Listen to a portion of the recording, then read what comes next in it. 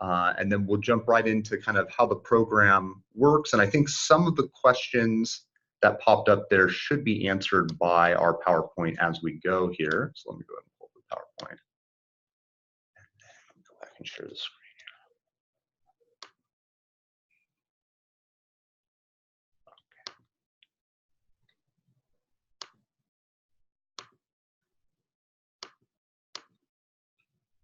Okay, so can you guys see the PowerPoint okay? Yes. Okay, cool. Yeah.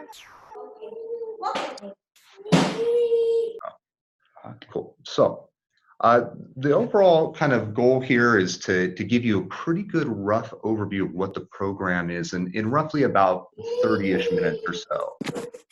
We'll have a program alumni. He'll jump in roughly about 6:15 to share his experience or so. And then at any point during our presentation, feel free to jump in, ask me questions. You can, do it by voice. If you prefer, you can send a chat message and Dr. Lara will relay the question to me if he doesn't answer it directly. So we'll try to make it where, in other words, don't feel worried about asking questions as we go. We really do want to answer them to the best of our ability. And then we usually close the session by talking a little bit about kind of the nuts and bolts of admissions, just because it is like with any graduate or applying to any graduate program. It can be a little bit of a struggle at times to kind of know maybe all of the pieces of how to apply. So we'll share that as well. Okay. So in terms of providing kind of a quick overview of the MIST program, really we do have a pretty diverse faculty in terms of their disciplinary knowledge. So Dr. Lara has shared his. We have folks who have very good, diverse experience working in corporate training environments, creating training programs for Fortune 500 companies. We have folks with government and military experience and how that translates to instructional design, and those who have also taught in the K-12 sector, things of that nature. So really, all of those different kind of disciplines are well shown and given their time within the program. We have language learning as well. Dr. Yes. Don Fisher, he was the provost, the former provost of the Defense Language Institute. So he has a very strong background and skills in developing materials, training for language learning. Correct, definitely.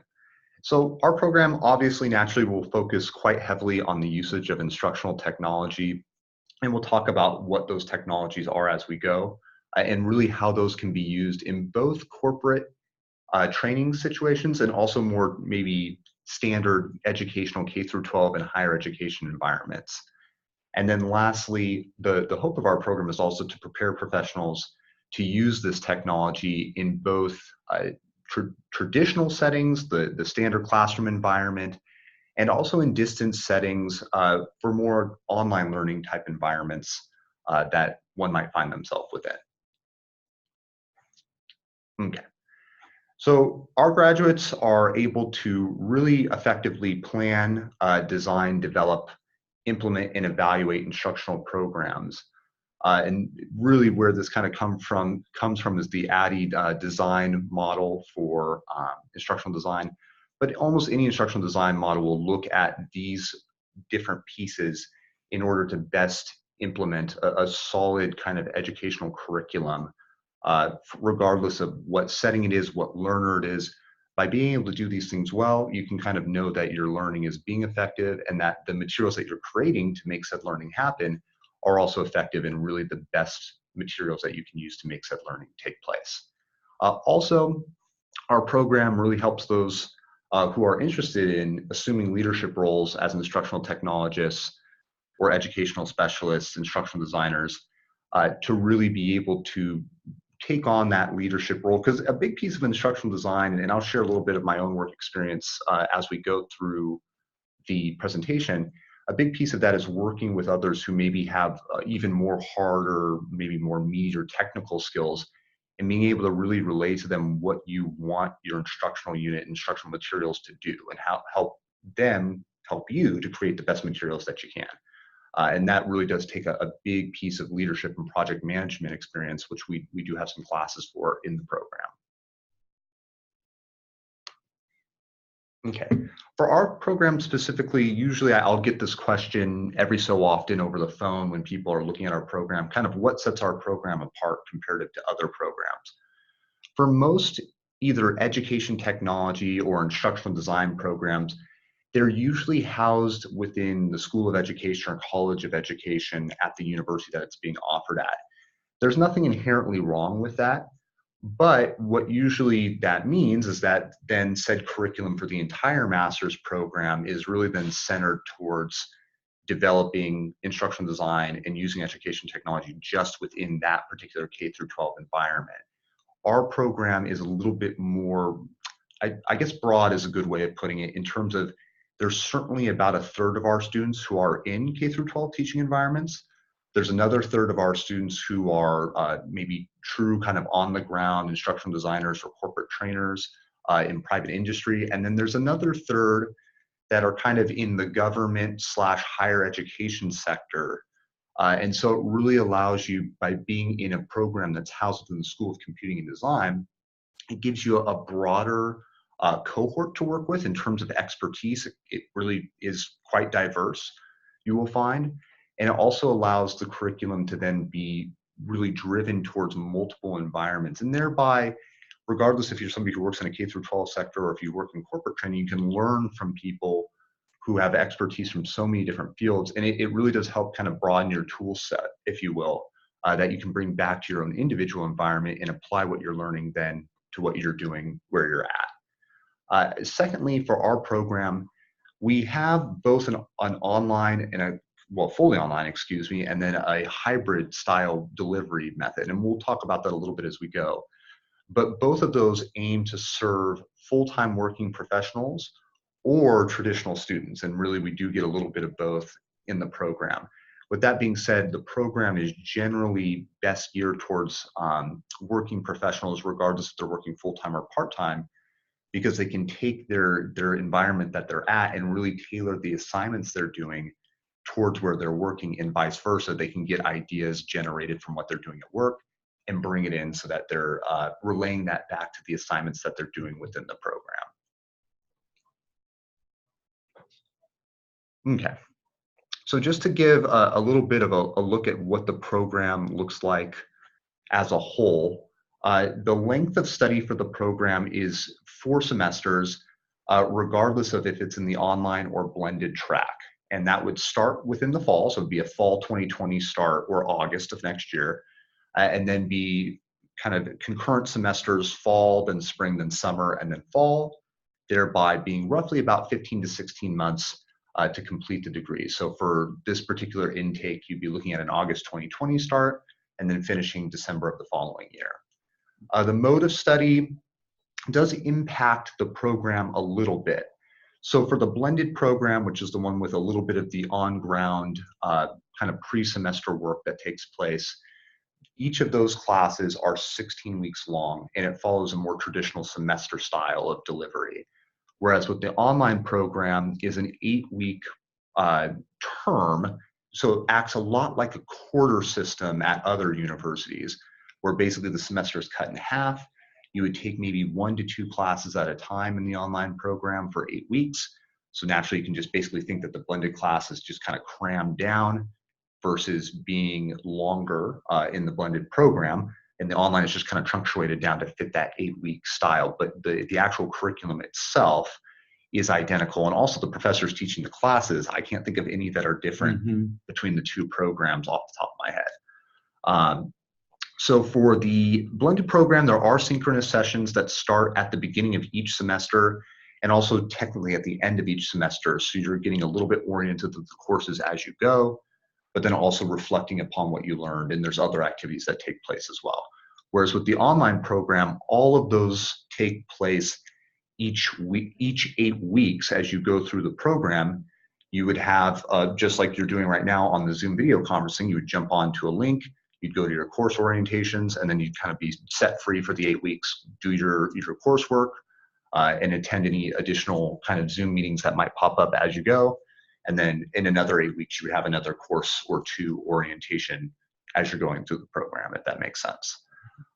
For the blended program and for the online program, each semester or term is combining a certain number of 4-unit core courses, of which there are 7 in the program, and we'll delineate what they are. And then it would coincide with a 2-unit support or elective class each semester as you're working through the program, and that's how you build through the entire academic program. And then lastly, regardless of program, the capstone course, which is essentially either a research capstone where you write kind of a true kind of sit-down master's thesis if you're looking to do a PhD program, for example, or it can be a project-based capstone, which tends to be the more popular route where somebody creates a fully functioning learning unit, usually at least an hour in length, and then they go ahead and make sure that's delivered and it's been beta tested and all that good stuff. For both programs, the capstone course would be 16 weeks in length because it's such a meaty requirement. There would just be no way to complete it in 8 weeks, for example, for the online program. For both programs, it has an identical 36 units to graduate. And the other small difference between the two programs is the way that the tuition is offered through the state of California, since we're a public university. For the online program, basically you pay by the unit. So if you take 32 or 36 units, you're just paying a per unit price until you graduate. Versus with the blended program, you're paying up to a certain percentage. So if you're taking 6 units or below, you're categorized as a part-time student, and you would pay a flat rate based on that.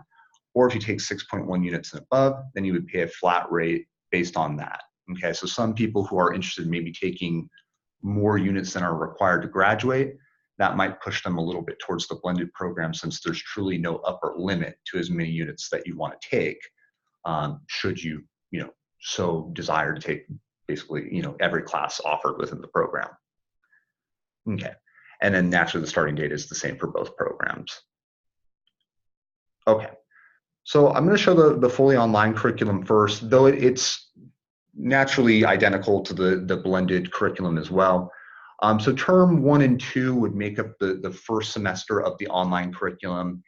It would begin in term 1 with an instructional technology class, which is essentially a pretty broad survey class looking at the various instructional technologies used in the field, some of the professional organizations that are relevant to instructional designers, things of that nature would take place in that class. It would go ahead and be partnered with one of the support classes, our technology workshop class, which really helps everybody get to a shared kind of level of foundational technology-based skills, thereby which you would use in your future classes to be successful when you're using things that are a little bit more advanced, I suppose, in terms of their usage. From there, in the second term of the fall semester, you would take an instructional design class, which really does lay out kind of some of the standard practices of our field, and really kind of, for example, how to create a sound instructional design document to thereby kind of lay out what your learning module would look like, things of that nature. And then that's paired with a writing workshop class, which gets folks ready to do kind of the research and the writing that is expected of a graduate student within the CSU system. In the second semester, there's a breakdown of roughly 3 classes within the online program. So the first class would be a learning theory class, which truly does look at a majority of very current learning theories. And that's taught by Dr. Fisher, and he'll walk you through everything from behaviorism to adult learning theory.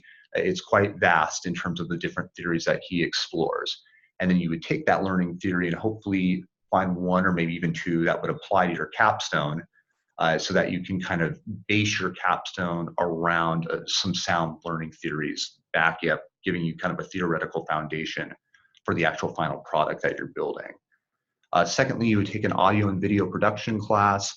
My understanding, Dr. Lara, you could correct me if I'm wrong here, is that we heavily focus on the usage of Camtasia in that class? Yes, Camtasia is the video editing software that we are teaching. We get it for free, which is one of the different software that we get for free here at CSUMB.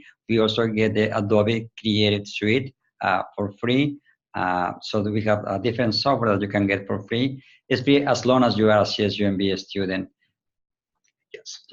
Yes, absolutely. And so the other great thing about the skill sets that you're picking up there in the audio and video production class is, as you're going on, and I kind of will lump interactive multimedia with this a little bit, as you're beginning to learn Adobe Captivate and how to use it, or an additional other two options would be MAuthor. Yes, we have MAuthor and we have Articulate Storyline for those who have the opportunity to get that one. It's a little bit more expensive than Adobe Captivate, but I know that some school districts already own it, already have it. So some students prefer to use Storyline.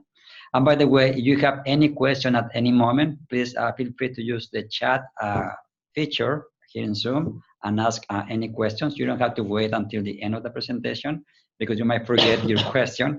So at any moment, jump in with any questions you might have. Sure. But yes, we have Adobe Captivate. We are also give the option for students to use Articulate Storyline, or we have other free options that you can use as well. Right. And so with those different authoring tools, whether it's Adobe Captivate or MAuthor, essentially those allow you to create interactive lessons and materials by which you can use to teach various subjects, right?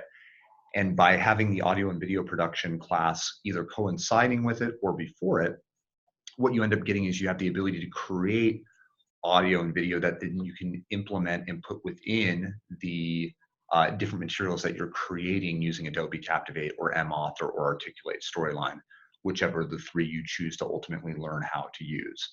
And some are maybe a little bit more of a better choice than others, depending on the environment that you're working in. So for example, when I worked up in the Silicon Valley as an instructional designer, I used Adobe Captivate. That tends to be a little bit of the more commonly used piece of software in our field for corporate environments. Exactly. Whereas MAuthor seems to be a great fit for those in K-12, as is Articulate Storyline is also for K-12, yes. So you'll ultimately end up making that decision based on your own personal interest and probably where you see yourself going in the future or where you currently work. But the beautiful thing is that you get to really implement each of these classes, in my opinion, kind of in the first time in IST 526 interactive multimedia. Because now you've got a little bit of the instructional technology background, you have some of that design background, now you have the learning theories, and now you're starting to really build your technical skills moving forward throughout the program. So then term 5 and term 6 would make up our summer in the MISS program. Term 5 is assessment and evaluation class, where quite literally you would learn how to assess your learning modules and then also evaluate them for effectiveness. And this is most readily done by learning different statistical models that you can use to better learn and kind of gauge the impact that your modules are having on your intended learners that you're using them with. In term 6, there's a great combination here of two classes where you get to take an advanced instructional design class, where in this class, you and your cohort team, and I'll explain the cohort teams in a bit here, but you and your cohort teams will pick a real world partner, and this is ranged from the Department of the Defense to different universities to, oh gosh, I can think of private companies. Weight Watchers in the past was one of the groups when I was in the program. Maybe some of the other partners. Yeah, we have Monterey County, so they are playing an important role with us. We have different students working with the 911 call center with the Human Resources Department in Monterey County. So these are real clients. And the Advanced Instructional Design will be the closest class that you have to work in the real world environment, because you're going to be working with a real client in these real projects. And what ends up kind of being interesting for the fully online curriculum is that this is an 8-week class, whereas with the blended program, it's a 10-week class. So both are very close in terms of kind of the, I hate to say the shortness of time. You have to really turn it around quite quickly. So it gives you a really good feel of what it's like to have those real world deadlines to create a real fully functioning learning module for an outside client, essentially. During this semester, but this is sometimes moved to the fall for the fully online curriculum, is another multimedia class that focuses on a bit of the web design that you can use to create and house some of your learning modules that you're creating. And so this class, and Dr. Lars will really jump in on this as well, focuses heavily on sound usage of HTML5 and JavaScript to create relatively interactive websites. Exactly, an interactive instructional website using all of this combination of technologies. Great. Cool. And so then in the final terms, naturally, this is when you would be working on your capstone in the program. So, as I alluded to before, whether it's a research or project-based capstone, this is where you have that kind of final 16 weeks to really fully flesh it out. The only thing I failed to mention is that really throughout each of these terms, you're doing pieces of your capstone as you go. So it's kind of fun. You get to identify your capstone right away in the very first semester, and you get to kind of gradually chip away and build it up.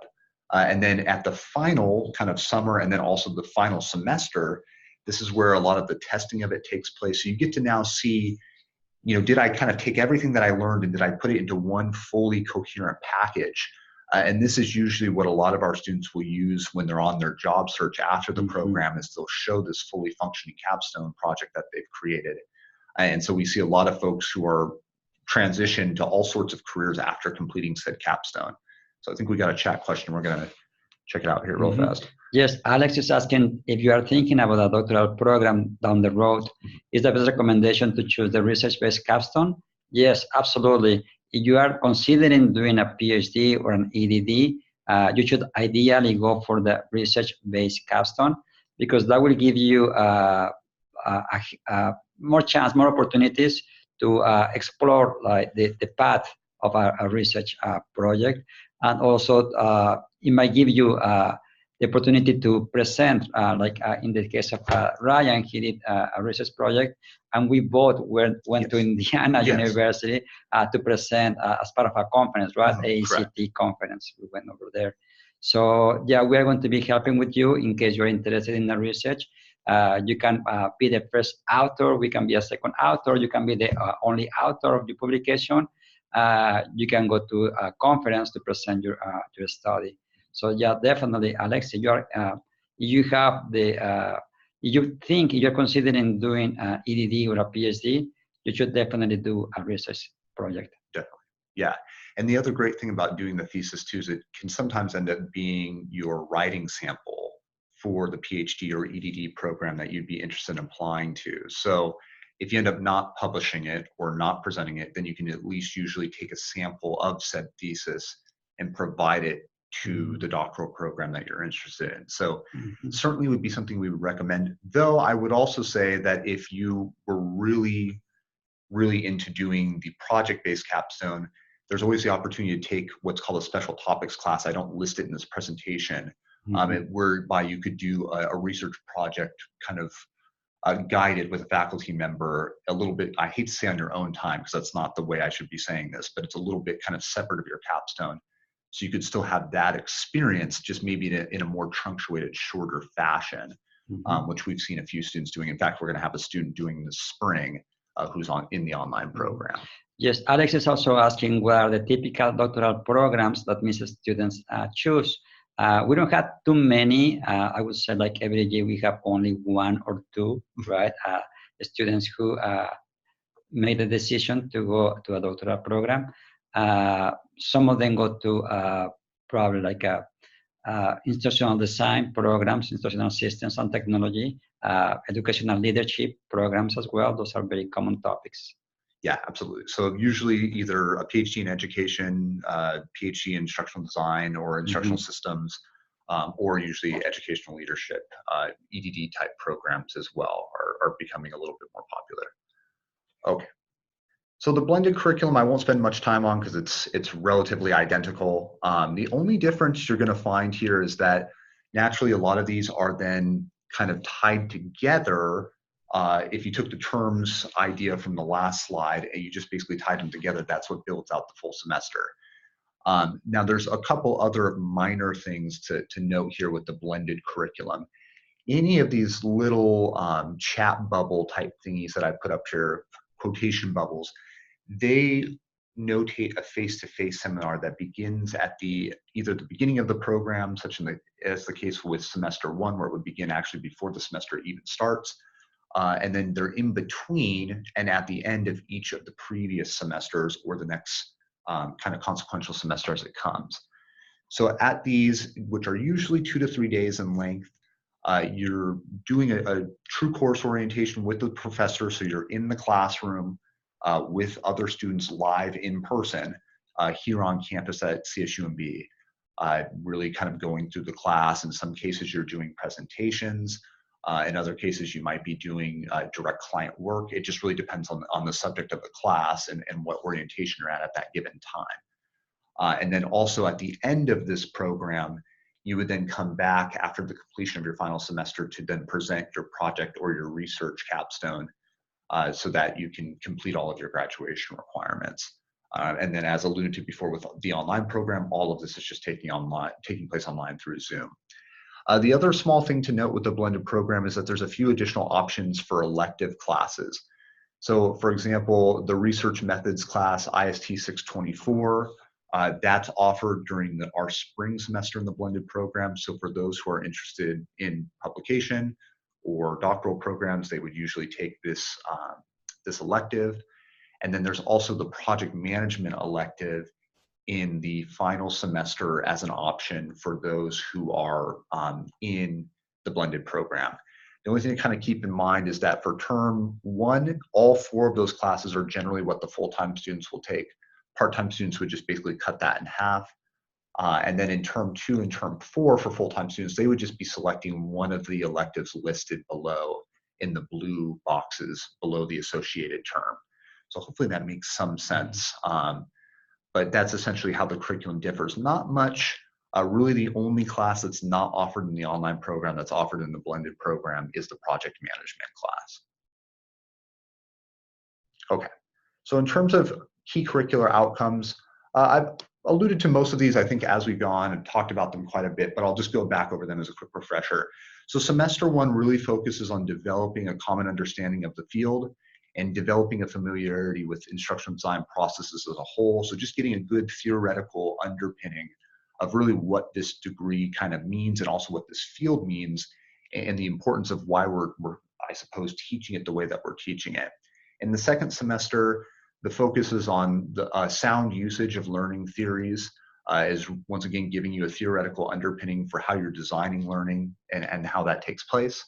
And then also focusing on the instructional design principles and using them soundly to construct a functioning learning unit, once again, either through Adobe Captivate, mAuthor, or Articulate Storyline.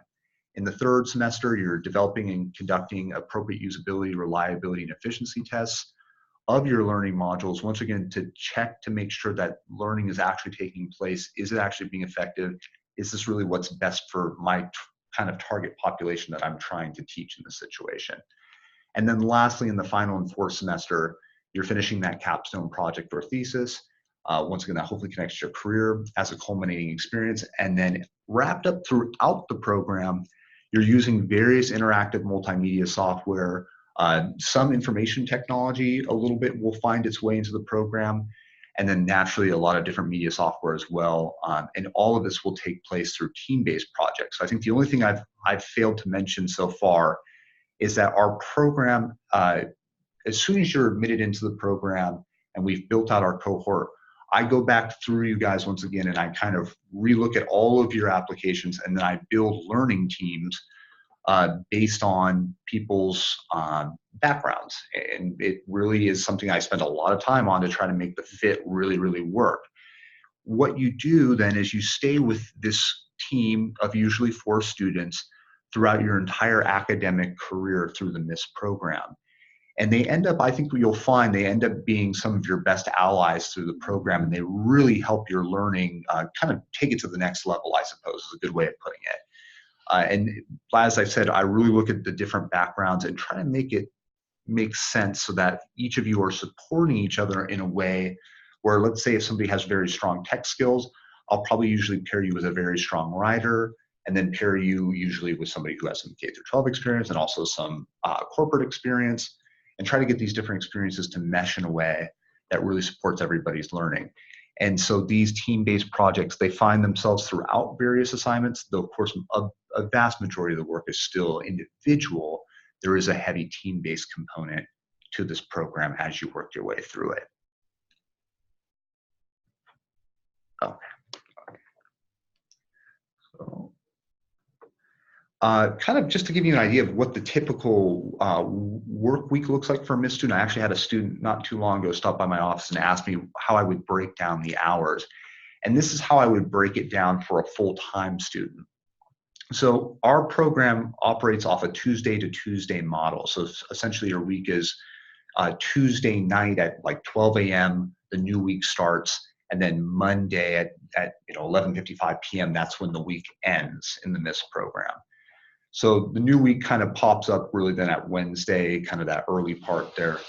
You would receive your new module, you'd carefully study the requirements in reading, and hopefully begin to kind of do those readings a little bit. Then on Thursday, you'd spend a few more hours reading, hopefully wrapping up your readings, and then starting the discussion forums that take place in some classes. Not every class has discussion forums, but they are a piece of the learning that takes place in a majority of the programs to help kind of get you guys discussing the material.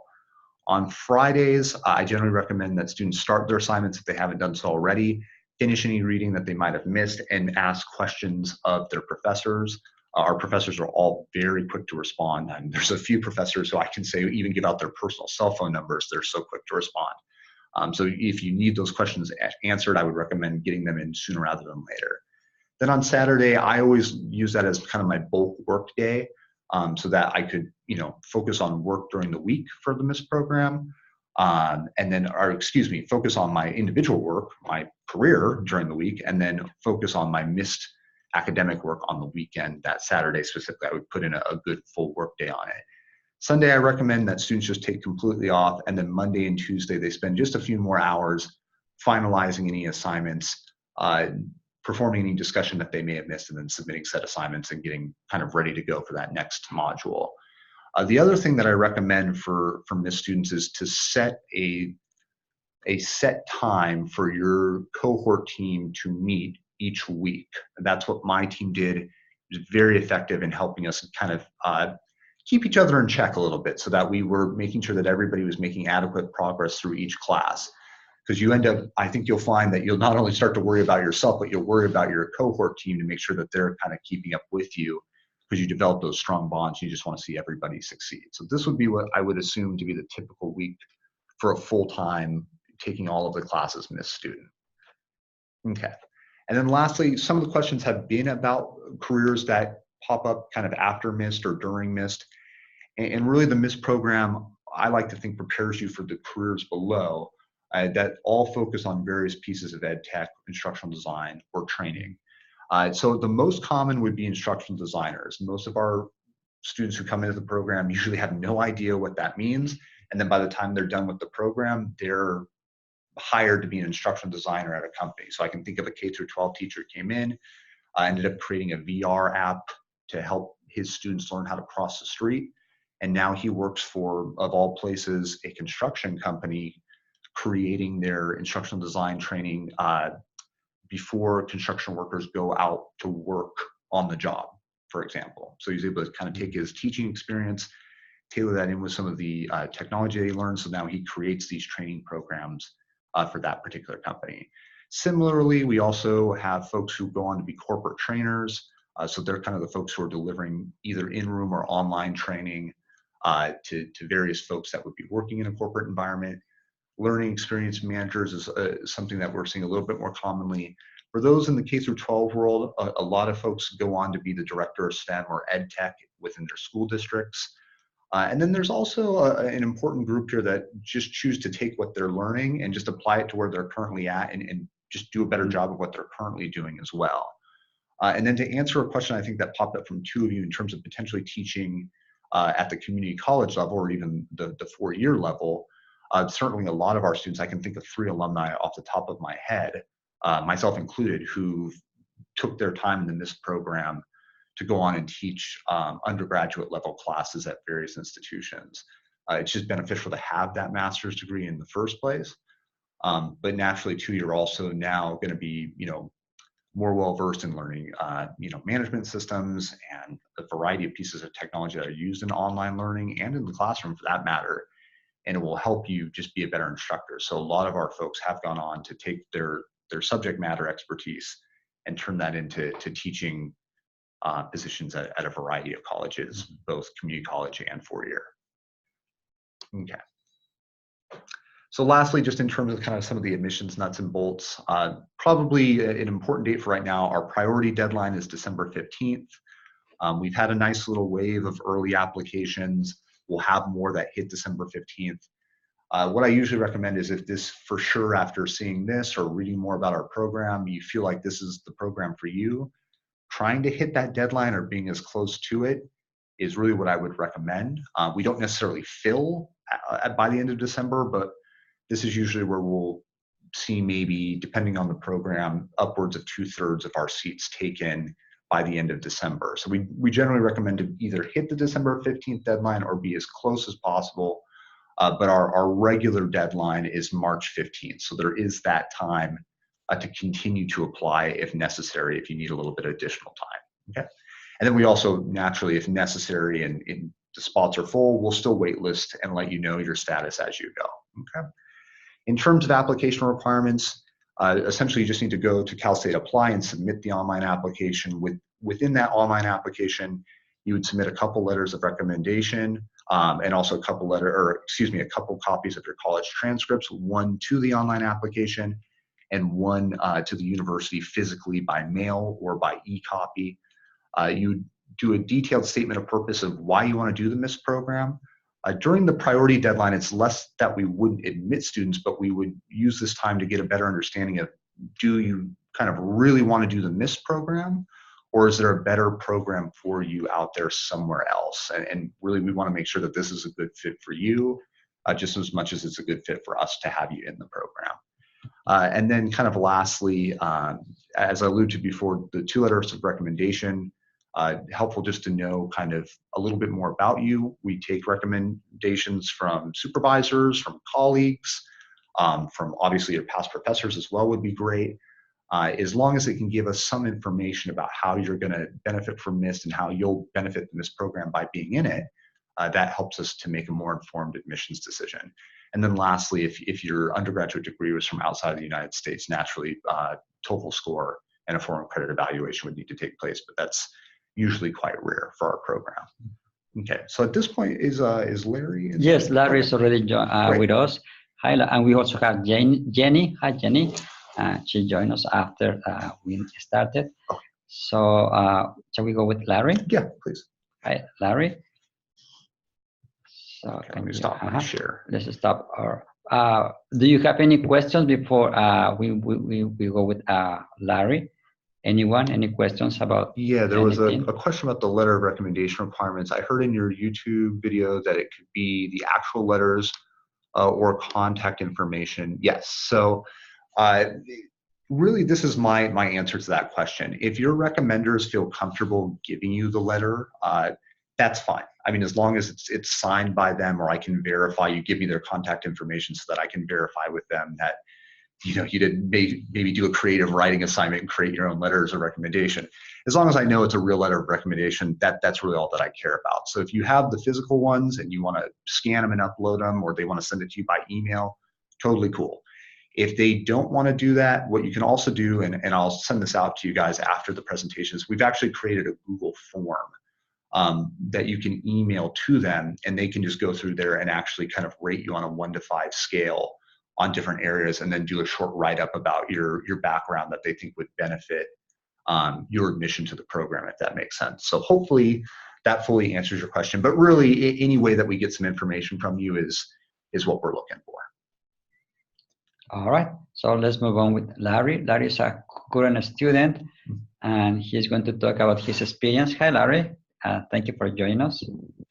Hi, Dr. Laura. Can you hear me? Yes, we can hear you.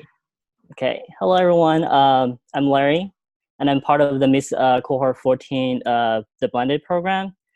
For my experience with the MIST, has been great and is life-changing for me. So before I joined the program, I did a lot of research on the different programs, the similar ones. MIST program really caught my attention by its unique features. And after I joined the program, it proved that I made the correct decision. So the MIST program is very well designed. Throughout the program, we learn different learning theories, different skills for instructional design and learning. So one thing I was a little concerned before I joined the programs was I wasn't sure if this is a if the blended program is good for me because I never did it before. But after I started, I think I really like it, and it's very convenient for working professionals, as the program is self-paced. So and also from a career perspective, I think it's very important for us as future instructional designers and learning professionals to experience the different type of instruction and training, no matter it's in person or it's online. So that's something I learned from this program. I think it's great. And a couple things I really like about the program. One is the collaboration. So throughout the program, we work as different teams on many different projects. And this really helped so much and prepare me well for my future job, especially after I joined Visa during the summer of 2019 for an internship. And I truly understand the importance of working and collaborating with the team. And that's also something, the corporate team are looking for. And another thing I really like the program is the support.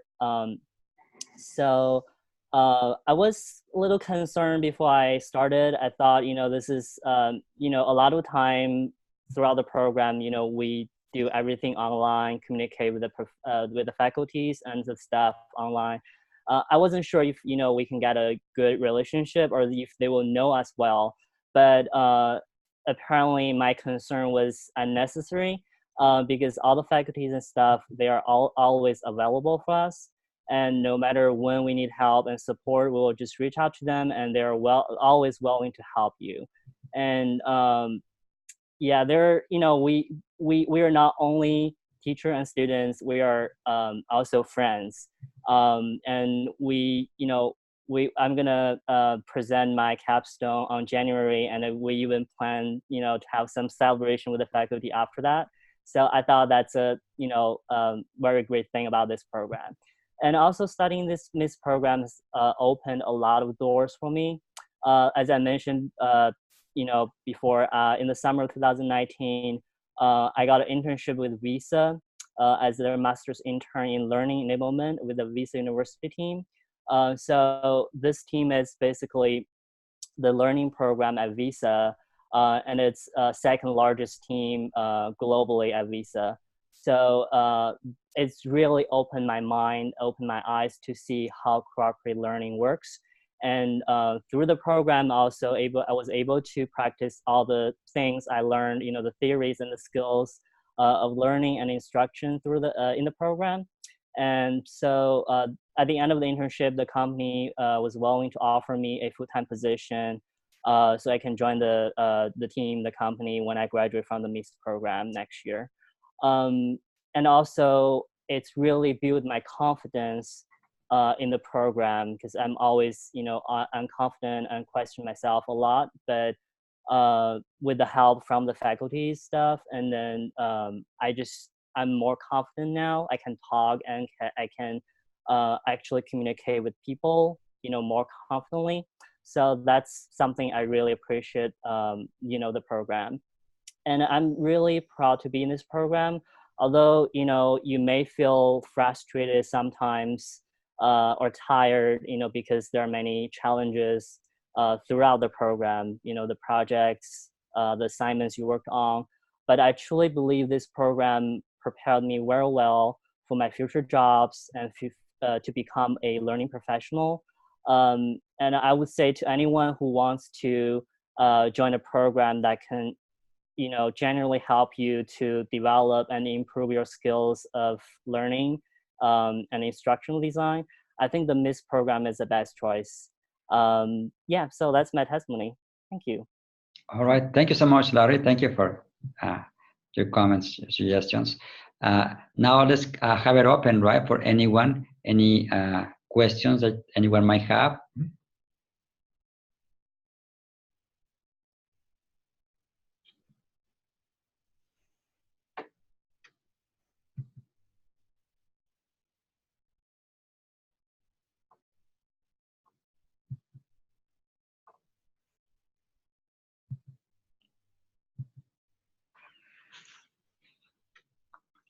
You can unmute yourselves if you have any question. You don't need to type it in the chat message. You can just unmute yourselves and ask any questions.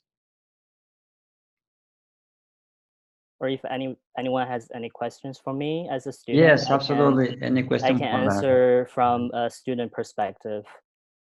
Larry, what software do you use for your custom project? Are you using Captivate or Storyline? Yes, I'm using Adobe Captivate. Captivate, okay, Yes. very good. Yeah, that one is a very common software in the industry. Are they using it in Visa as well? Oh, sorry, Alexa. I was asking Larry if. Go ahead. Yeah, I was asking just Larry if they are using Captivate in Visa in the company. No, at Visa they're using Articulate Storyline. Oh, interesting. Yeah, so I actually, got in touch with it a little bit and, kind of watch some tutorials. I think it's all the programs, they are kind of similar. So if you can get in touch with one, just, learn it, and then it's easy for you to get it, used to other programs. That's Absolutely. my experience. Yes. Yeah. Well, my experience is that if you are familiar with Captivate, you can do anything you want in any other program. Captivate is the most difficult one. All right, let's keep it open for questions. Alex, I think, had a question. Hey, Alex? Yeah, can you speak towards your experience with your learning team? How did it go for you? You mean with my learning team? Correct, That's yeah. for me, right? Okay. Yep, that's for you. So it was a little challenging at the beginning. We were assigned with a team of 4 of us, but we have different personalities. It's definitely a process for us to get used to work with each other. And I feel like that's also something, you will experience when you join a team in a corporate or business.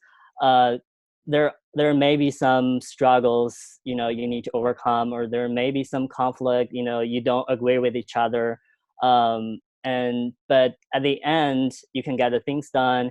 And then everyone bring their perspective, bring their contribute to the table. So we work as a team. We're very proud my team because we worked very well at the end, and then we actually produced very good productions, assignments. That's my experience. It's definitely challenging. You may feel frustrated sometimes, like we did. I mean, my team definitely at the beginning we were very struggling with the teamwork, but we kind of get used to each other as you work, and we know our weakness, and we know what other people are good at. So that's how we work as a team. Yeah, that's my experience. All right, good. Any other questions?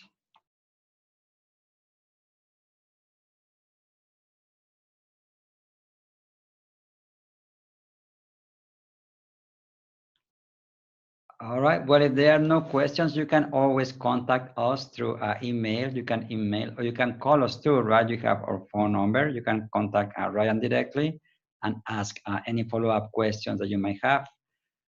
Otherwise, we look forward to seeing you sometime next year with us over here. Thank you so much. Yeah, thank you. Thank you. All right. Thank you, Larry, for joining us Thank you. tonight too. Thank you for your You're time. welcome. Okay.